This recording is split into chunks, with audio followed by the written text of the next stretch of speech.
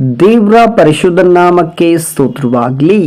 ಈ ದಿನದ ದೇವರ ವಾಕ್ಯ ಜ್ಞಾನೋಕ್ತಿಗಳು 16ನೇ ಅಧ್ಯಾಯ 7ನೇ ವಾಕ್ಯ.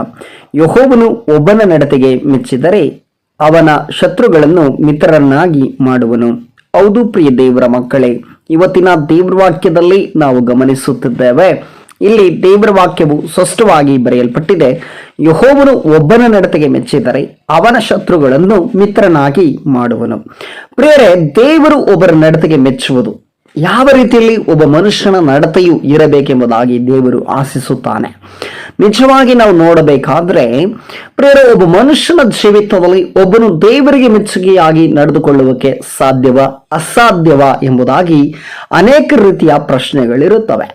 ಈ ಲೋಕದಲ್ಲಿ ಸಾಮಾನ್ಯವಾಗಿ ಯಾರು ಕೂಡ ದೇವರಿಗೆ ಮೆಚ್ಚುಗೆಯಾದ ರೀತಿಯಲ್ಲಿ ಜೀವಿಸಲಿಕ್ಕೆ ಸಾಧ್ಯವಿಲ್ಲ. ಆದರೆ ಜೀವಿಸಲಿಕ್ಕೆ ನಾವು ಪ್ರಯತ್ನವನ್ನ ಮಾಡಬಹುದು. ಪ್ರಿಯ ದೇವರ ಮಕ್ಕಳೇ, ಒಂದೇ ಒಂದು ಉದಾಹರಣೆಯನ್ನ ನಾನು ನಿಮ್ಮ ಹೊತ್ತಿಗೆ ಮಾತನಾಡುತ್ತೇನೆ. ಒಬ್ಬ ಮನುಷ್ಯನಿದ್ದನು, ಆತನ ಹೆಸರು ಇಸಾಕನು ಎಂಬುದಾಗಿ. ಆತನು ದೇವರಿಗೆ ಮೆಚ್ಚುಗೆಯಾಗಿ ನಡೆದುಕೊಂಡದ್ದರಿಂದ, ಆತನು ಯಾವಾಗಲೂ ದೇವರಿಗೆ ಮೆಚ್ಚುಗೆಯಾಗಿ ನಡೆದುಕೊಂಡದ್ದರಿಂದ ಆತನ ಶತ್ರುಗಳನ್ನೆಲ್ಲ ಮಿತ್ರರಾಗಿ ಮಾರ್ಪಡಿಸಿದ್ದನ್ನ ನಾವು ನೋಡುತ್ತೇವೆ. ಮತ್ತೊಂದು ಉದಾಹರಣೆ ಯೋಸೇಫನ ಜೀವಿತದಲ್ಲಿ ನೋಡುವುದಾದ್ರೆ, ಆತನ ಅಣ್ಣಂದಿರೇ ಆತನಿಗೆ ಶತ್ರುಗಳಾಗಿದ್ದರು. ಆತನ ಅಣ್ಣಂದಿರೇ ಅವನನ್ನ ಮಾರಿಬಿಟ್ಟರು. ಅವನನ್ನ ಐಗುಪ್ತ ದೇಶದವರಿಗೆ ಮಾರಿಬಿಟ್ಟಿದ್ದನ್ನ ನಾವೆಲ್ಲ ಕೇಳಿದ್ದೇವೆ. ಆದರೆ ಪ್ರಿಯರೇ, ಯೋಸೇಫನ ಜೀವಿತದಲ್ಲಿ ನಡೆದಂತ ಒಂದು ಘಟನೆ ನೋಡ್ರಿ. ಆತನು ಯಾವ ತಪ್ಪನ್ನು ಮಾಡಲಿಲ್ಲ, ಯಾವುದೇ ಕಾರಣಕ್ಕೂ ಅವನು ತಪ್ಪಿಗೆ ಸಿಕ್ಕಾಕೊಳ್ಳಿಲ್ಲ. ಆದರೆ ಆತನು ಯಾವುದೇ ತಪ್ಪು ಮಾಡದಿದ್ದರೂ ಕೂಡ ಆತನ ಮೇಲೆ ತಪ್ಪನ್ನ ಹೊರಿಸಿದ್ರು. ಆತನ ಮೇಲೆ ಒಂದು ಸುಳ್ಳು ಅಪವಾದವನ್ನ ಹಾಕಿದ್ರು. ಯಾವ ರೀತಿ ಸುಳ್ಳು ಅಪವಾದ ಹಾಕಿದ್ರು ಎಂಬುದಾಗಿ ನೋಡೋದಾದ್ರೆ, ಆತನು ಸೆರೆಮನೆಯಲ್ಲಿದ್ದಾಗ ಮತ್ತೆ ಆತನು ಸೆರೆಮನೆಗೆ ಹೋಗುವುದಕ್ಕಿಂತ ಮುಂಚೆ ಒಂದು ಘಟನೆ ನಡೀತದೆ ನೋಡ್ರಿ. ಅದನ್ನು ಸರಿಯಾಗಿ ನಾವು ಆಲೋಚನೆ ಮಾಡಬೇಕು. ಅಲ್ಲಿ ಆ ರಾಣಿಯು ಯೋಸೇಫನೊಟ್ಟಿಗೆ ತಪ್ಪಾಗಿ ನಡೆದುಕೊಳ್ಳುವುದಕ್ಕೆ ಪ್ರಯತ್ನ ಪಡುತ್ತಾಳೆ. ಆದರೆ ಯೋಸೇಫನ ಏನ್ ಮಾಡ್ತಾನಂದ್ರೆ, ಅಲ್ಲಿಂದ ಬಟ್ಟೆಯನ್ನ ಬಿಚ್ಚಿ ಬಿಸಾಡಬಿಟ್ಟು ಆತನು ಬರೀ ಒಳ ಅಂಗಿಯಿಂದ ಹೊರಗಡೆ ಓಡಿ ಹೋಗ್ಬಿಡ್ತಾನೆ. ಆತನು ಹೊರಗಡೆ ಹೋಗಿ ತಪ್ಪಿಸ್ಕೊಳ್ತಾನೆ. ಯಾಕೆಂದ್ರೆ ಪಾಪದಲ್ಲಿ ಬೀಳಬಾರದು, ನನ್ನ ದೇವರು ನೋಡ್ತಾ ಇದ್ದಾನೆ, ದೇವರು ನನ್ನನ್ನು ಗಮನಿಸ್ತಾ ಇದ್ದಾನೆ ಎಂಬುದಾಗಿ ಆತನ ಒಂದು ಹೃದಯದಲ್ಲಿ ಒಂದು ಭಯ ಇದ್ದದ್ರಿಂದ ಆತನು ಓಡಿ ಹೋಗ್ತಾನೆ.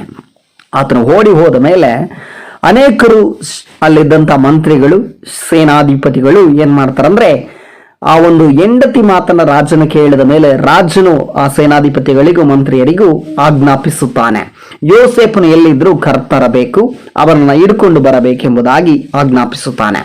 ಅವರೆಲ್ಲರೂ ಕೂಡ ಹೋಗಿ ಯೋಸೇಫನನ್ನ ಹಿಡ್ಕೊಂಡು ಬರುತ್ತಾರೆ. ಯೋಸೇಫನಿಗೆ ಸೆರೆಮನೆಗೆ ಹಾಕುತ್ತಾರೆ. ಆದರೆ ಪ್ರಿಯರೇ, ನಡೆದ ಘಟನೆ ಏನು? ಸೆರೆಮನೆಯಲ್ಲಿದ್ದವನು ದೇವರು ಒಂದು ದಿವಸ ಬಂದಾಗ ಆ ಯೋಸೇಫನ ಜೀವಿತದಲ್ಲಿ ಒಂದು ಒಳ್ಳೆ ಸಮಯ ಬಂತು. ಸೆರೆಮನೆಯಲ್ಲಿದ್ದಂತ ಆತನಿಗೆ ಒಂದು ಒಳ್ಳೆ ಸಮಯ ಬಂತು. ರಾಜನಿಗೆ ಒಂದು ಕನಸು ಬೀಳುತ್ತದೆ. ಆ ಕನಸುಗಳನ್ನು ಬಿಚ್ಚಿ ಹೇಳುವ ಒಂದು ಜ್ಞಾನವುಳ್ಳವರು ಯಾರು ಇರೋದಿಲ್ಲ, ಅಂತ ವರವುಳ್ಳವರು ಯಾರು ಇರೋದಿಲ್ಲ. ಆದರೆ ಯೋಸೇಫನ್ ಏನ್ ಮಾಡ್ತಾನೆ, ಆ ಒಂದು ಕನಸಿನ ಅರ್ಥವನ್ನ ಆ ರಾಜನಿಗೆ ತಿಳಿಸುತ್ತಾನೆ. ಅದಾದ ಮೇಲೆ ಸೆರೆಮನೆಯಲ್ಲಿದ್ದವನು ಅರಮನೆಗೆ ಬರುತ್ತಾನೆ. ನೋಡ್ರಿ, ಒಂದು ಸಮಯದಲ್ಲಿ ಆತನು ಅರಮನೆಯಿಂದ ಸೆರೆಮನೆಗೆ ತಳ್ಳಲ್ಪಟ್ಟನು.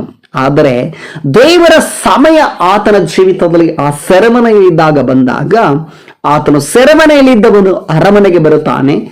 ಆತನು ಮುಖ್ಯ ಅಧಿಕಾರಿಯಾಗಿ ಅಲ್ಲಿ ಕಾರ್ಯನಿರ್ವಹಿಸುವುದನ್ನ ನಾವು ನೋಡುತ್ತೇವೆ. ಅದಾದ ಮೇಲೆ ನಡೆದಂತ ಘಟನೆಗಳು ನಿಮಗೆ ಹೇಳಲಿಕ್ಕೆ ನಾನು ಇಷ್ಟಪಡುತ್ತೇನೆ. ಒಂದು ಬರಗಾಲ, 7 ವರ್ಷದ ಬರಗಾಲ ಬರುತ್ತದೆ. ಆ ಬರಗಾಲದಲ್ಲಿ ಇದ್ದಂತ ಆಹಾರ ಪದಾರ್ಥಗಳು, ಎಲ್ಲ ಧಾನ್ಯಗಳು ಎಲ್ಲವೂ ಖಾಲಿಯಾಗ್ಬಿಡ್ತದೆ. ಇಸ್ರೇಲಲ್ಲಿದ್ದಂತ ರಾಜರುಗಳೆಲ್ಲ ಐಗುಪ್ತ ದೇಶಕ್ಕೆ ಹೋಗಿ ಸಾಲ ತಕೊಂಡು ಬರ್ತಾರೆ. ಆ ಸಾಲ ತಕೊಂಡು ಬರುವಾಗ ಅಲ್ಲಿ ನಡೆದಂತ ಘಟನೆ ನೋಡ್ರಿ. ಯೋಸೇಫನ ಅಣ್ಣಂದಿರು ಕೂಡ ಅಲ್ಲಿಗೆ ಹೋಗಿರುತ್ತಾರೆ.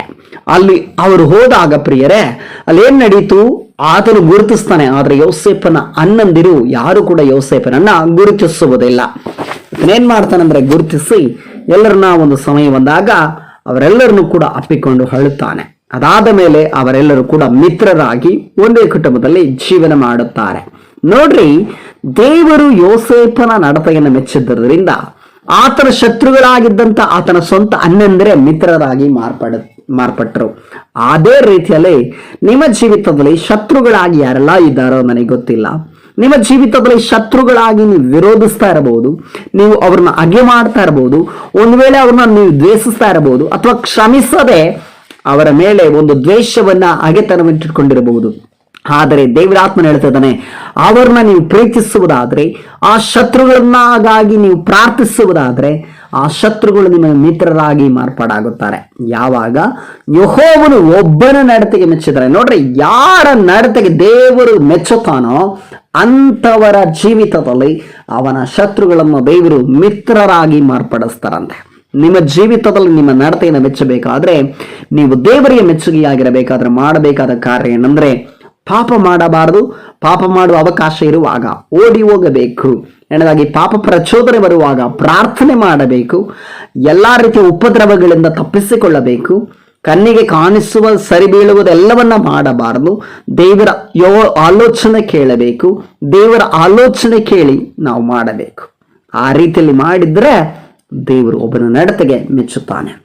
ನೋಡ್ರಿ, ದೇವರು ಅಬ್ರಹಾಮನ ನಡತೆಗೆ ಮೆಚ್ಚಿದ್ರು. ಅದಕ್ಕೆ ಅಬ್ರಹಾಮನನ್ನ ನನ್ನ ಸ್ನೇಹಿತನೇ ಎಂಬುದಾಗಿ ಕರೆದನು. ಪ್ರಿಯ ದೇವರ ಮಕ್ಕಳೇ, ನನ್ನನ್ನು ನಿಮ್ಮನ್ನು ಕೂಡ ದೇವರು, ನಿಮ್ಮ ನಡತೆಗೆ ದೇವರು ಮೆಚ್ಚೋದಾದ್ರೆ ನನ್ನನ್ನು ನಿಮ್ಮನ್ನು ಸ್ನೇಹಿತನೇ ಎಂಬುದಾಗಿ ಕರೆಯಲು ಸಾಧ್ಯ. ಆದರೆ ದೇವರು ಮೆಚ್ಚುವ ರೀತಿಯಲ್ಲಿ ನಾನು ನೀವು ನಡೆದುಕೊಳ್ಳುತ್ತಾ ಇದ್ದೇವಾ ಎಂಬುದಾಗಿ ಪರೀಕ್ಷೆ ಮಾಡಿ ನೋಡಿಕೊಳ್ಳೋಣ. ನಮ್ಮನ್ನು ನಾವೇ ಪರೀಕ್ಷಿಸಿ ತಿಳ್ಕೊಳ್ಳೋಣ. ಈ ವಾಕ್ಯದೊಟ್ಟಿಗೆ ದೇವರು ನಿಮ್ಮೆಲ್ಲರನ್ನು ಕೂಡ ಆಶೀರ್ವಾದ ಮಾಡಲಿ. ಯೇಸು ಕ್ರಿಸ್ತನ ನಾಮದಲ್ಲಿ ಪ್ರಾರ್ಥಿಸೋಣ. ಸರ್ವಶಕ್ತನು ಮಹಾಪರಿಶುದ್ಧನೂ ಆದ ತಂದೆಯಾದ ದೇವರೇ, ಈ ದಿನಕ್ಕಾಗಿ ಸ್ತೋತ್ರಪ್ಪ. ಇವತ್ತಿನ ದಿನದಲ್ಲಿ ಸ್ವಾಮಿ, ನಿನ್ನ ವಾಕ್ಯವನ್ನು ಕೇಳುತ್ತಿರುವಂತಹ ನಿನ್ನ ಮುದ್ದು ಮಕ್ಕಳನ್ನ ಆಶೀರ್ವಾದ ಮಾಡ್ರಿ. ಹೌದು ಸ್ವಾಮಿ, ಒಂದು ವಾಕ್ಯದ ಮುಖಾಂತರ ಯೆಹೋವನು ಒಬ್ಬನ ನಡತೆಗೆ ಮೆಚ್ಚಿದರೆ ಅವನ ಶತ್ರುಗಳನ್ನ ಮಿತ್ರರನ್ನಾಗಿ ಮಾಡುವನು ಎಂಬ ವಾಕ್ಯದ ಮುಖಾಂತರ ನಮ್ಮೊಟ್ಟಿಗೆ ಮಾತನಾಡಿದ ದೈವಿಕ ಕೃಪೆಗಾಗಿ, ನಮಗೆ ಸ್ವಾಮಿ ಕೊಟ್ಟಂತ ಮಾಹಿತಿಗಾಗಿ, ಈ ಒಂದು ಕರ್ತನೆ, ಈ ಒಂದು ವಾಕ್ಯವನ್ನು ಕೇಳುವಂತ ಪ್ರತಿಯೊಬ್ಬೊಬ್ಬರ ಹೃದಯದಲ್ಲಿ ನೀನು ಮಾತನಾಡಿದ್ದಕ್ಕಾಗಿ ನಿನಗೆ ಸ್ತೋತ್ರ ಮಹಿಮೆಯನ್ನು ಸಲ್ಲಿಸುತ್ತಾ ಯೇಸು ಕ್ರಿಸ್ತನ ಅಧಿಕಾರವುಳ್ಳ ನಾಮದಲ್ಲಿ ಪ್ರಾರ್ಥಿಸುವ ತಂದೆಯಾದ ದೇವರೇ, ಆಮೇನ್, ಆಮೇನ್, ಆಮೇನ್.